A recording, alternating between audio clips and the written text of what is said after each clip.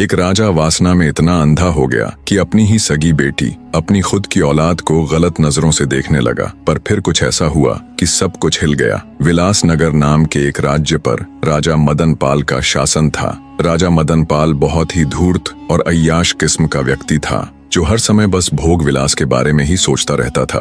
राज्य की जिस किसी भी सुंदर स्त्री पर राजा मदन पाल की नजर पड़ जाती, वो उसे अपनी भोग की वस्तु बना लेता। रानी प्रेमलता राजा की इस आदत से बहुत दुखी थी, पर राजा को रानी के सुख या दुख से कोई लेना देना नहीं था। वो तो अपने रंगारंग कार्यक्रमों में व्यस्त रहता, खूब मदिरा पान करता और नई नई स्त्रियों के साथ भोग विलास करता। दुष्ट राजा मदन पाल की कोई संतान नहीं थी, पर उसे इस बात से भी कोई फर्क नहीं पड़ता। उसे एक आध बार चिंता होती तो बस इस बात की कि अगर उसका कोई पुत्र होता तो वो उसके बाद उसके राजकाज को संभाल लेता, उसका राजवंश आगे बढ़ता रहता। अन्यथा उसे पुत्र की भी ऐसी कोई खास चाहना नहीं थी। ऐसे ही समय बीतता जा रहा था। रानी प्रेमलता बेचारी किसी तरह अपने दिन काट रही थी। एक दिन रानी की तबीयत बिगड़ गई। राजवैद्य को बुलाया गया। जब राजवैद्य ने रानी की जांच की तो पता चला रानी प्रेमलता गर्भ से थी। ये खबर जब राजा मदन पाल को लगी तो उसे बहुत सुकून मिला। उसकी आदतों में कुछ सुधार होने लगा, पर यह सुधार बहुत ही कम समय तक था। 9 माह बाद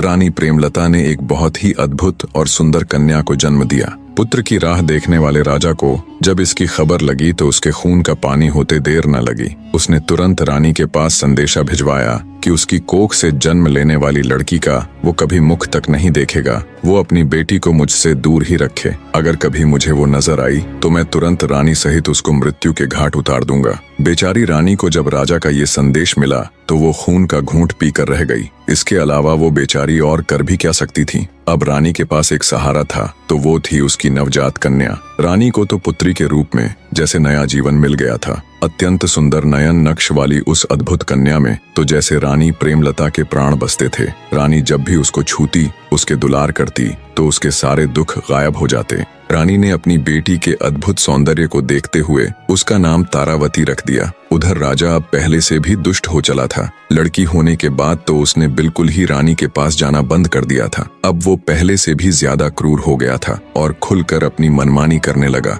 ऐसे ही समय बीतने लगा। राजकुमारी तारा अब 10 साल की हो चली थी। वो इतनी सुंदर थी कि उस जैसा पूरे संसार में कोई नहीं था। रानी प्रेमलता को अब अपनी बेटी राजकुमारी तारावती के विवाह की चिंता होने लगी, क्योंकि पुराने समय में बचपन में ही बच्चों का विवाह कर दिया जाता था और जब उनकी 18वीं वर्षगांठ मनाई जाती तब उनका गोना कर दिया जाता। अर्थात जिस लड़के के साथ लड़की का विवाह होता, लड़की को अपना घर छोड़कर लड़के के घर जाना होता। इसी चिंता को ले रानी राजा के समक्ष जाती है।